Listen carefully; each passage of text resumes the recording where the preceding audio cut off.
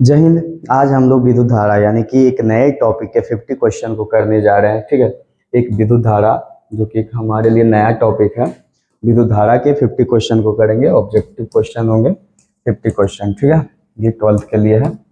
तो पहले क्लास में हम लोग क्या इलेक्ट्रोस्टैटिक के 50 क्वेश्चन किए थे, जो कि आपको चैनल पे मिल जाएगा, जाके आप देख सकते हैं। ठीक है, तो हम लोग स्टार्ट करते हैं विद्युत धारा के क्वेश्चन से। ठीक है,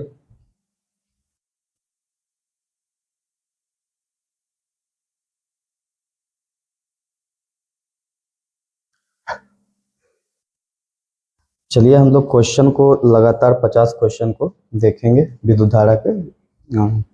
पहला क्वेश्चन है आपकी स्क्रीन पे है कि विद्युत धारा का एसआई मात्रक है। ठीक है, एसआई मात्रक या इकाई है।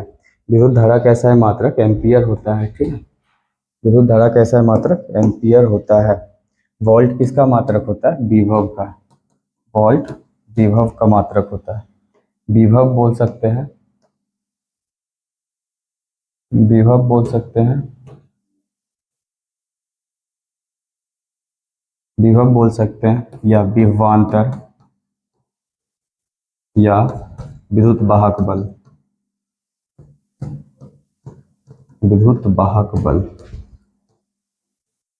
ये तीनों तीनों के मात्रक क्या होते हैं? वोल्ट होते हैं। ओम प्रतिरोध का मात्रक होता है, जबकि एम्पियर हमारा विद्युत धारा का मात्रक होता है। वॉट शक्ति का मात्रक होता है। ठीक है, अगला क्वेश्चन देखते हैं हम लोग।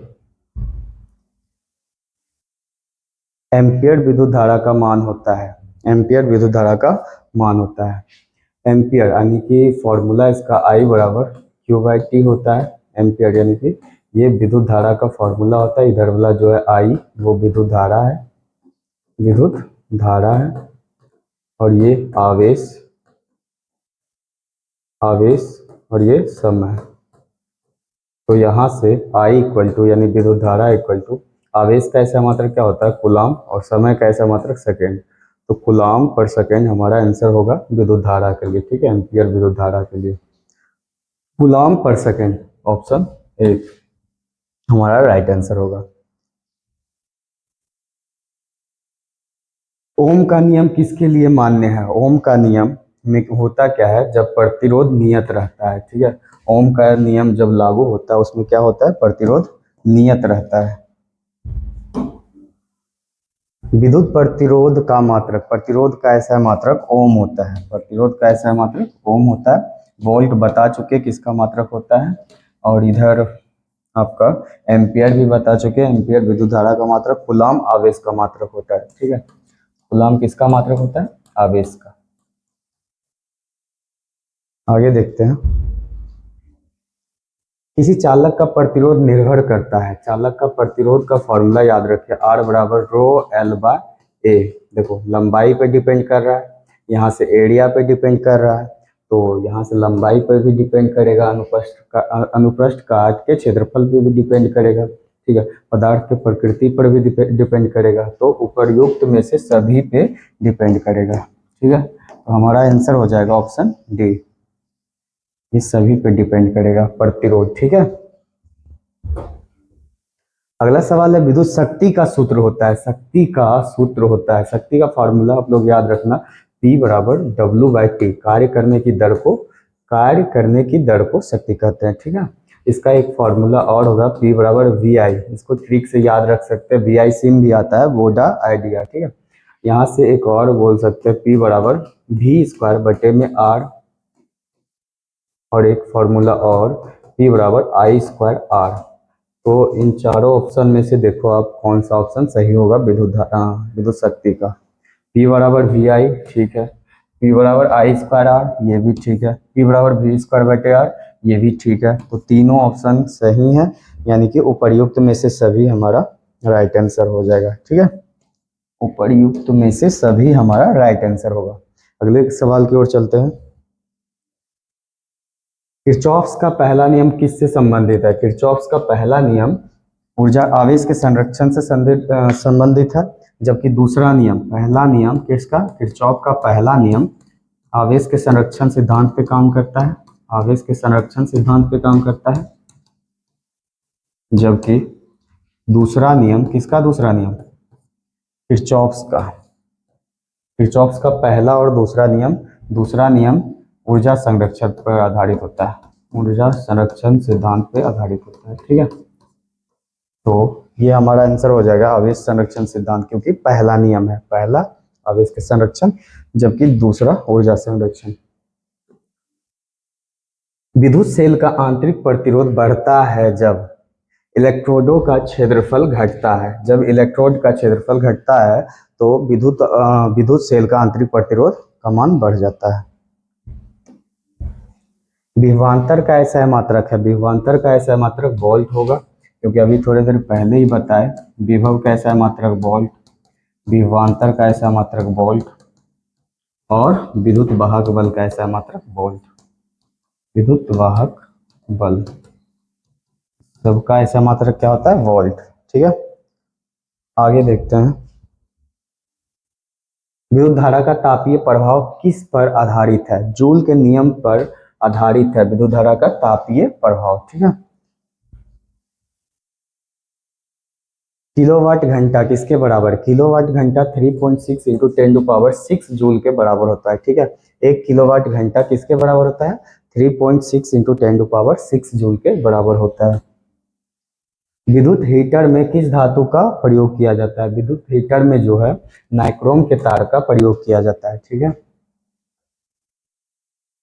किसी तार की लंबाई दोगुनी करने पर प्रतिरोध हो जाएगा।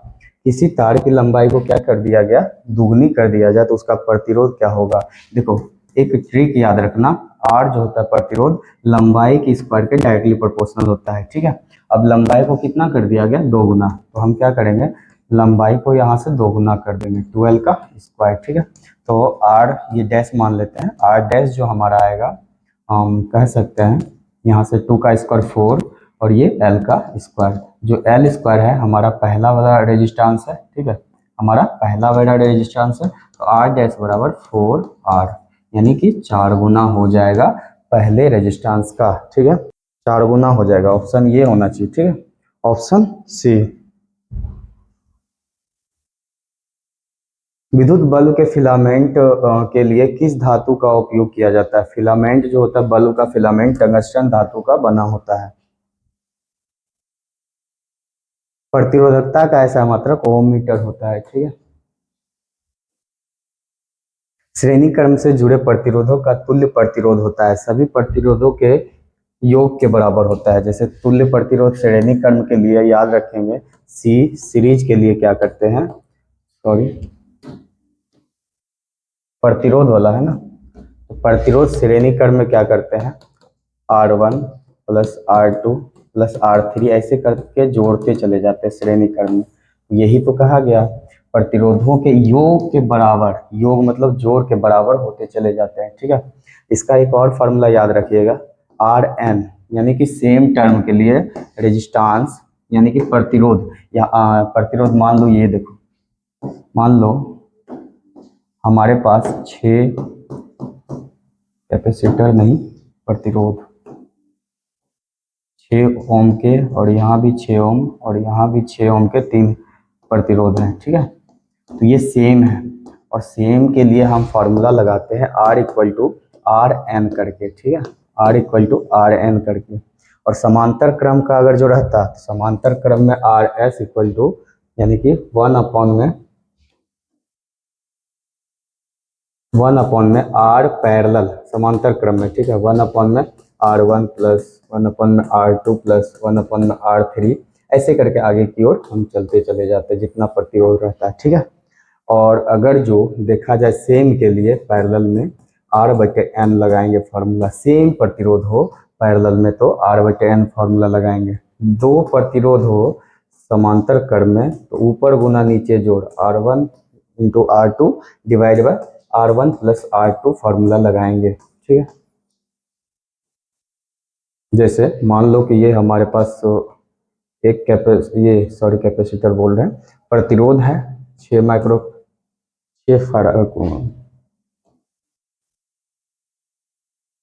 जैसे मान लो हमारे पास ये 6 ओम के प्रतिरोध हैं, ये भी 6 ओम के प्रतिरोध हैं। ठीक है, और दोनों समांतर क्रम में जुड़े हुए हैं 6 ओम के। तो हम क्या कर सकते हैं, 2 के लिए ये वाला फॉर्मूला अप्लाई कर सकते हैं, ऊपर गुना नीचे जोड़।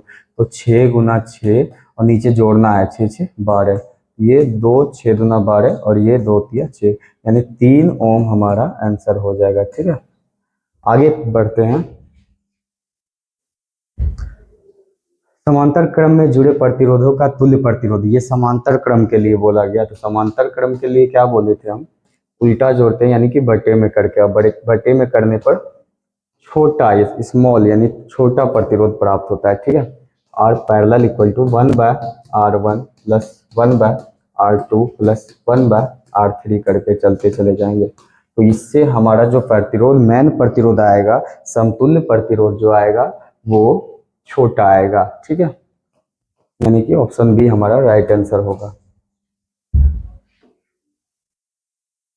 किसी विद्युत परिपथ में वोल्ट मीटर को कैसे जोड़ा जाता है? वोल्ट मीटर को समांतर क्रम में जोड़ा जाता है, जबकि ए मीटर को श्रेणी क्रम में जोड़ा जाता है।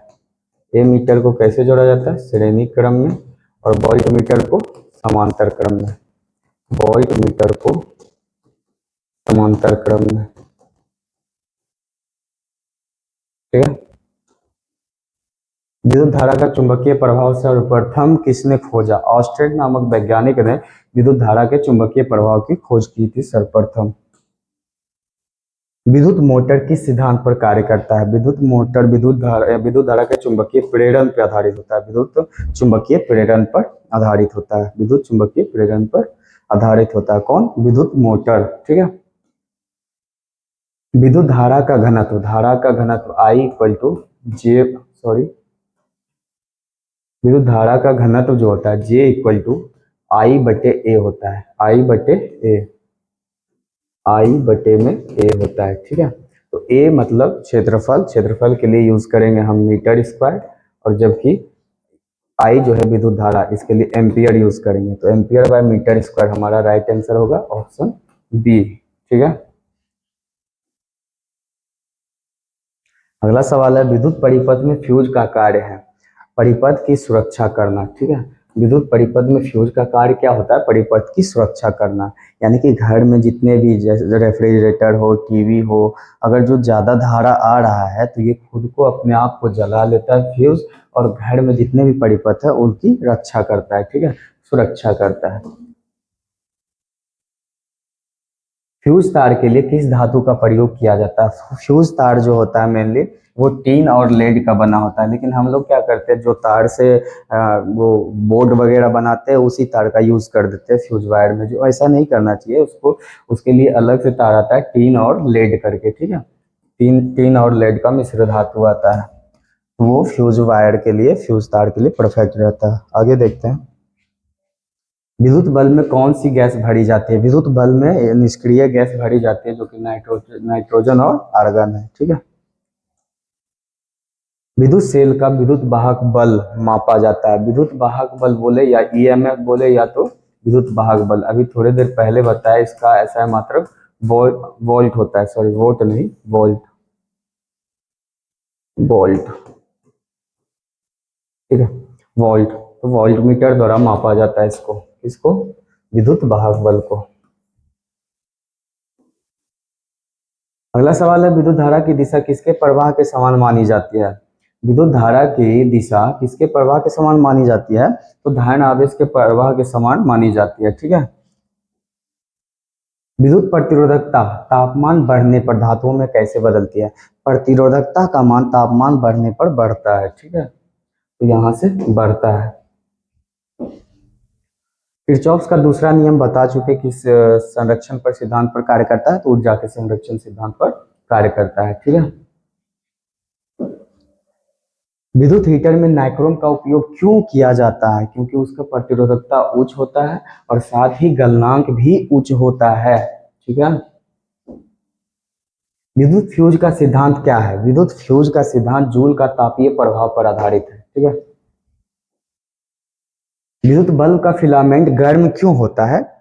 उच्च प्रतिरोध के कारण, जैसे रुकावट ज्यादा होता है ना धारा का, तो वहां गर्म हो जाता है। ठीक है, और वो गर्म होता है। ठीक है, फिलामेंट क्या होता है? गर्म हो जाता है प्रतिरोध की वजह से, प्रतिरोध का मान उच्च होने की वजह से। ठीक है, विभव मापी किस सिद्धांत पर कार्य करता है? विभवांतर की तुलना के सिद्धांत पर कार्य करता है। ठीक है, विद्युत सेल का आंतरिक प्रतिरोध कैसे ज्ञात किया जाता है? विद्युत सेल का आंतरिक प्रतिरोध कैसे ज्ञात किया जाता है? ठीक है, विद्युत सेल का आंतरिक प्रतिरोध वोल्टमीटर एमीटर विधि द्वारा ज्ञात किया जाता है। विद्युत शक्ति को किस यंत्र से मापा जाता है? शक्ति का मात्रक क्या होता है? वाट। ठीक है, शक्ति का ऐसा मात्रक क्या होता है? वाट। तो कहीं ना कहीं वाट दिख रहा होगा हम लोगों को, वाट। तो वाट मीटर द्वारा मापा जाता है। विद्युत धारा के ऊष्मीय प्रभाव को किसने समझाया था? विद्युत धारा के ऊष्मीय प्रभाव का जो खोज करा था वो जूल करे थे। विद्युत परिपथ में ए मीटर को कैसे जोड़ा जाता है? ए मीटर को हम बता चुके श्रेणी क्रम में, जबकि वोल्ट मीटर को समांतर क्रम में जोड़ा जाता है। ठीक है, विद्युत चालकता का मात्रक होता है, चालकता का मात्रक सीमेंस पर मीटर होता है, सीमेंस पर मीटर। किसी चालक का प्रतिरोध किसके अनुप्रस्थ काट के क्षेत्रफल के साथ कैसे बदलती है? देखो, अगर जो प्रतिरोध का फॉर्मूला लिखे R बराबर रो एल बाय ए, ठीक है, तो यहाँ से एरिया देखो तो प्रतिरोध के क्या है? व्युत्क्रमानुपाती है। कैसे बदल रही है? व्युत्क्रमानुपाती से। ऑप्शन बी हमारा ये उल्टा है ना, तो व्युत्क्रमानुपाती से बदल रही है। विद्युत बल्ब में टंगस्टन का उपयोग क्यों किया जाता है? उच्च गलनांक के कारण, उच्च गलनांक के कारण टंगस्टन का उपयोग विद्युत बल्ब में किया जाता है। ठीक है, विद्युत धारा का रासायनिक प्रभाव किस पर आधारित है? फैराडे के विद्युत अपघटन नियम पर आधारित है। विद्युत अपघटन का प्रतिरोध किस पर निर्भर करता है? विद्युत अपघटन का प्रतिरोध है ना, तापमान पर भी, सांद्रता पर भी, इलेक्ट्रोड का क्षेत्रफल पर भी, यानी उपर्युक्त में से सभी पर डिपेंड करता है, निर्भर करता है। ठीक है, इस सवाल को देखते हैं। किसी तार की त्रिज्या दोगुनी करने पर उसका प्रतिरोध क्या होगा? प्रतिरोध याद रखिएगा, प्रतिरोध और त्रिज्या का जो रिलेशन होता है आर का स्क्वायर के इनवर्सली प्रोपोर्शनल होता है। ठीक है, तो हम क्या करेंगे? आर इक्वल टू, ये देखो त्रिज्या को क्या कर दिया गया? दोगुनी कर दिया जाए, तो हम भी दोगुनी कर देंगे, 2r का स्क्वायर कर दिए, ये इक्वेशन 1 मान लो। ठीक है, तो यहाँ से r इक्वल टू 1/4r का स्क्वायर, 4r का स्क्वायर, यहाँ से 1 और r का स्क्वायर कहीं ना कहीं 1/r स्क्वायर r के बराबर है। ठीक है, तो ये हमारा जो r डैश मान लो, ये हमारा जो r डैश आया वो किसके बराबर आया? ये r/4 के, r/4 के मतलब 1/4 भाग पहले रेजिस्टेंस का 1/4 है, चौथाई है। ठीक है, किसी तार की त्रिज्या दोगुनी करने पर, सेम क्वेश्चन आ गया है, इसको आगे बढ़ाते हैं। पीछे जो क्वेश्चन करे थे वही रिपीट हो गया है। विद्युत धारा का चुंबकीय प्रभाव किस उपकरण में होता है? विद्युत मोटर में। विद्युत धारा का जो चुंबकीय प्रभाव होता है विद्युत मोटर में होता है।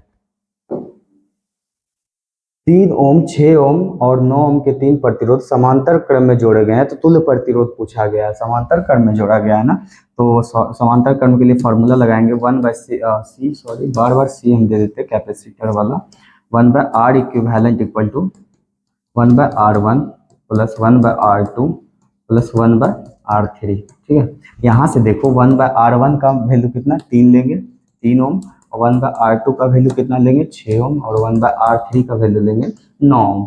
इसका एलसीएम ले लेंगे तो हमारा जो आएगा 18 ले लेते हैं एलसीएम, 3 × 18, 6 चला जाएगा, 3 ऊपर और 2 यहाँ पे। ठीक है, तो ये 1/r का वैल्यू आ रहा है, तो इसको r को लाना चाहेंगे तो पलट देंगे, इधर से 18 भी पलट जाएगा, और नीचे जोड़ करके 4 3 9 2 11 आ रहा है, तो भाग देंगे 18 में 11 से, तो 11 कम 11 बच जाता है मेरे पास 7, दशमलव का 0 दिए होंगे, 70 आया होगा, तो 11 छक 66, 1.6 करके हमारा ये आंसर दिख रहा है। ठीक है,